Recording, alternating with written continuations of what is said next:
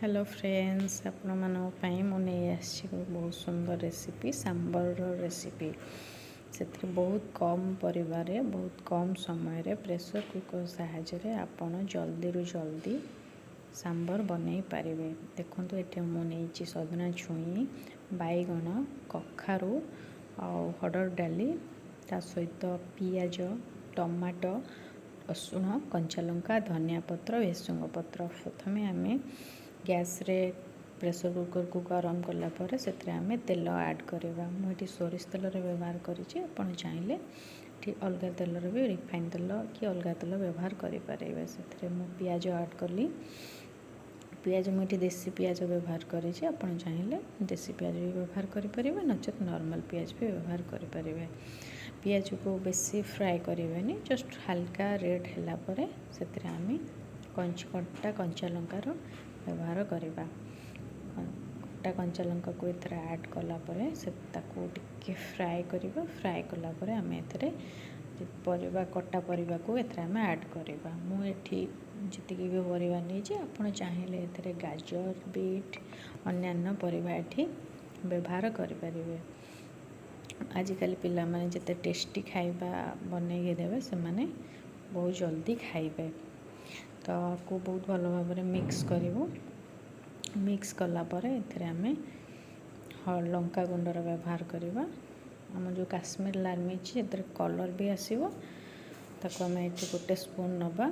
Then ता सहित हळदी गोटे स्पून ता सहित आमे जो डाली आपण हरड़ डाली को आधा घंटे पूर्व पानी रे बतुरेकी रखी जहाँफल कि जल्दी सीझे साहाय्य करिवो। तो ये मु हरड़ डाली व्यवहार करी देन ताको भल भाव मिक्स करवा। जमती कि आमे ताको फ्राए करवा किसी समय जमती कि तेल रु पानी माने तेलटा परिवार छाड़ी से तापर एथरे आमे टमाटो ऐड करवा। मुझे गोटे टमाटो ऐड करी गोटे टमाटो को काटिकी ताको एथरे ऐड करी तो बहुत भल भाव ताको मिक्स करवा। देखंतु पूरा ये टमाटो पानी मिक्स होगा पर एथरे आमे एवरेस्ट रो मुझे सांबर मसला व्यवहार करी। पूरा सांबर मसला ये गोटे पैकेट मुझे व्यवहार कर नॉर्मल कह गले 2 चामच ये सांबर मसला व्यवहार करी बहुत भल मिक्स करदे भल भाव मिक्स कर सारा पर एथरे आमे पानी रो ऐड करवा। ये मो पानी जी परिमाण आवश्यक से परिमाण ऐड कर ठंडा पानी व्यवहार करी। तो पानी ताको ऐड कर सारा पर ताको आमे मिक्स करके से आमे स्वाद अनुसार आमे एठी लूणर व्यवहार करवा। ताको मिक्स करदेबा। मिक्स कला पर ताको सीटी मारिबा पर्यंत ताको आमे सीटी मारिया प्रेशर कुकर बंद करदेबा। बेसी ना 4टारू अधिक सीटी मारेनि कारण सीझी गले परिवाटा जमा भी टेस्ट लगे।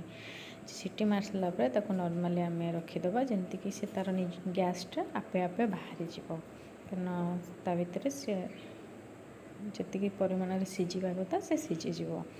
देन देखंतु एठी बहुत भल भाव परिवा गुड़ा सीझी जाइए और कलर भी बहुत सुंदर आसी ताको आमे मिक्स करदेबा। डाली और परिवा जमती मिक्स हो मिक्स करदेले तार थिकनेसटा आसीज। देन तापर आम एठी तेंतुली पानी रो व्यवहार करुच्ची। खट्टा आपण जी परिमाण आपण खट्टा खाती से परिमाण आपण व्यवहार करेंगे। तापर छुंक मारे कढ़ाई रे तेल ता सहित सुखिला लंका रसुण और भेसुंग पत्र ये मुझे ऐड करी। तो टिके गरम है तो रेड कलर आसीज। तापर आम ताको प्रेशर कुकर को जो छुंक जमी मारती से जीरा अल्प टिके हल्का ऐड करके ताको आम सांबर रे ऐड करदेबा।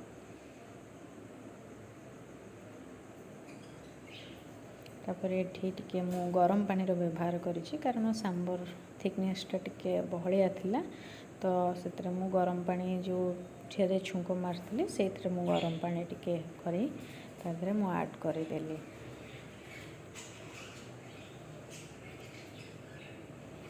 ताको आम किसी समय फुटेबा छाड़ीदेवा कारण पानी आम ऐड कलु जेहेतु तो से जिनसटा टिके पानी टाइप रही जाइए ताको आम फुटेबा छाड़ीदेवा फुटी गला से आम धनिया पत्र व्यवहार करवा धनिया पत्र पकई सारापर से देखो ए मैंने आम सांबर पूरा रेडी हो जाइए बहुत सुंदर कलर भी आसी बहुत सुंदर भी देखा जाउची तो आम अलग जगह को सर्व करदेबा बहुत टेस्टी भी देखा जाउची पटे आमर इडली पाई भी इडली बसी सारा गैस रे ए आम ताको सर्व करदेबा गोटे पात्र रे इडली भी बहुत सॉफ्ट होइची आपन जदि चाहूँगी इडली सॉफ्ट केमती हम मते कमेंट भी करेंगे मो चैनल को लाइक सब्सक्राइब निश्चिंत करेंगे आशा करुँची जय जगन्नाथ साईराम।